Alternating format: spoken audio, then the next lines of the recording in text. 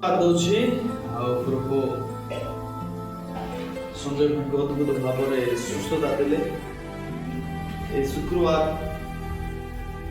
দিନ ସଞ୍ଜୟ ଭାଇଙ୍କର ମା ବାପା ସଞ୍ଜୟ ଭାଇଙ୍କୁ ଫ୍ରାଇଡେ ପ୍ରେ ସର୍ଭିସରେ ନେଇକି ଆସିଲେ।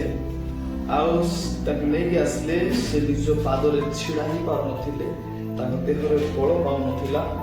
ପୁଣି ତାଙ୍କର ସମସ୍ୟା ଏହା ଥିଲା ଯେ ସେ କ'ଣ କହୁଛନ୍ତି, କ'ଣ କରୁଛନ୍ତି ତାଙ୍କୁ କିଛି ମନେ ନ ରହୁଥିଲା।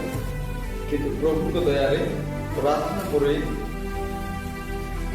ସେ ସମ୍ପୂର୍ଣ୍ଣ ସୁସ୍ଥ ହେଇଛନ୍ତି। ତାଙ୍କଠାରୁ ପରେ କେମିତି ଆପଣଙ୍କୁ ଆସିଲା ବେଳେ କେମିତି ଅନୁଭବ ଥିଲା, କେମିତି ମୋତେ ଯାହା ଆପଣ ବାପା କହିଥିଲେ ମୁଁ ଶୁଣିଥିଲି, ଆପଣ ଏବେ ଅନୁଭବ କେମିତି କରୁଛନ୍ତି? ଆଗରେ ମାନେ ଅଟୋମେଟିକ୍ କଥାବାର୍ତ୍ତା ହେଉଥିବାର ସେଟା ଏବେ ଆସିଲେ କିଛି ପ୍ରୋବ୍ଲେମ୍ ନାହିଁ। ଏ ବର୍ତ୍ତମାନ ନିଜେ ଫ୍ୟାସିଲିଟିରେ ବୋଲେ କିଛି ଭାବି ପାରୁନି। ଏବେ ଅନ୍ୟ ମନସ୍କ ହେଇଯାଉଥିଲ, ଏକଲା କଥା ହେଇଯାଉଥିଲ, କାହାକୁ ଚିନି ପାରୁନଥିଲ, ଭୁଲି ଯାଉଥିଲ। ଏବେ ସେମିତି କିଛି ହେଉନାହିଁ। ଏବେ ଫ୍ରି ଅନୁଭବ କରୁଛ। ସେ ସମସ୍ୟା ବିଲକୁଲ ନାହିଁ, ମାନେ ବିଲକୁଲ ମାନେ ମୋର ଭିତରେ ନାହିଁ କେବଳ ନହେଲେ କିଛି କିଛି ଭାବୁଥିଲା ମାନେ ଅଟୋମେଟିକ୍ କଥା ହେଇଯାଉଛି। ଅଟୋମେଟିକ୍ କଥା ହେଇଯାଉଥିଲ, ମାନେ କଥା ହେଇଯାଉଥିଲେ ଆସିଥିଲି ଆଉ ନେଇକି ରାତିରେ ଏକଲା କଥା ହେଇଯାଉଥିଲ, ଏକଲା କଥା ହେଇକି ଆସୁଥିଲ, ରାତିରେ କ'ଣ କ'ଣ ଦୁସୁଥିଲା।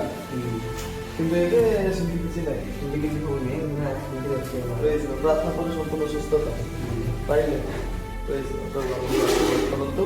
ମୁଁ ଆପଣମାନଙ୍କୁ କହିବାକୁ ଚାହୁଁଛି ଯେ ପ୍ରଭୁଙ୍କର ଅନୁଗ୍ରହ ଆପଣଙ୍କ ପ୍ରତି ଅଛି। ଆଉ ପ୍ରଭୁ ଆପଣଙ୍କୁ ପ୍ରେମ କରନ୍ତି, ଆପଣଙ୍କୁ ମଧ୍ୟ ସୁସ୍ଥତା ଦେବେ। ଶୁକ୍ରବାର ଦିନ ଆମେ ବଝର ସହିତ ପ୍ରାର୍ଥନା କରୁଛୁ ବିମାରୀମାନଙ୍କ ନିମନ୍ତେ, ଦୁଃଖୀମାନଙ୍କ ନିମନ୍ତେ, ସମସ୍ୟା ଥିବା ଲୋକମାନଙ୍କ ନିମନ୍ତେ। ଆପଣମାନେ ଆସନ୍ତୁ, ପ୍ରଭୁ ଆପଣଙ୍କୁ ମଧ୍ୟ ସୁସ୍ଥତା ଦେବେ, ଅନୁଗ୍ରହ କରିବେ। ଧନ୍ୟବାଦ। ଏ ସାକ୍ଷ୍ୟ ଦ୍ୱାରା ପ୍ରଭୁ ଆପଣଙ୍କୁ ଇନ୍ସପାୟାର କରନ୍ତୁ, ଆଶୀର୍ବାଦ କରନ୍ତୁ।